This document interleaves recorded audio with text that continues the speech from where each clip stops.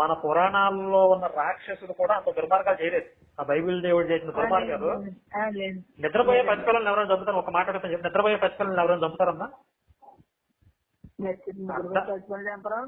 అర్ధరాత్రి పూట అర్ధరాత్రి నిద్రపోయే పసిపిల్లలను చంపాడు బైబిల్ దేవుడు. బైబిల్ దేవుడి పేరు మీద వాళ్ళు ముఠా తీవ్రవాద ముఠా చంపారు. నిజంగా బైబిల్ దేవుడి అనే క్యారెక్టర్ లేదు. ఆ బైబిల్ దేవుడి పేరు చెప్పి వీళ్ళు చంపేసి ఆయన ఖాతాలో వేసేశారు. ఇదంతా ఎందుకు పుట్టించారండి బాబు? నాకు అదే అర్థమవట్లేదు. ఎంత ఘోరమైన బైబిల్, ఇది ఘోరమైన ఎవరో ఒకరు తయారు చేసింది కాదమ్మా. ఇది బైబిల్ అంతా ఒకరు తయారు చేసింది కాదు. రకరకాల వ్యక్తులు వేరు వేరు కాలాల్లో వాళ్ళకి తోచింది అనిపించింది రాసుకుంటూ వాళ్ళకి కావాల్సిన రాసుకుంటూ వచ్చారు. అది మొత్తం చెత్త అంతా తయారు చేసి ఒక బైబిల్ తయారు చేశారు. అది పెద్ద హిస్టరీలు అన్నా, వదిలేసేయండి.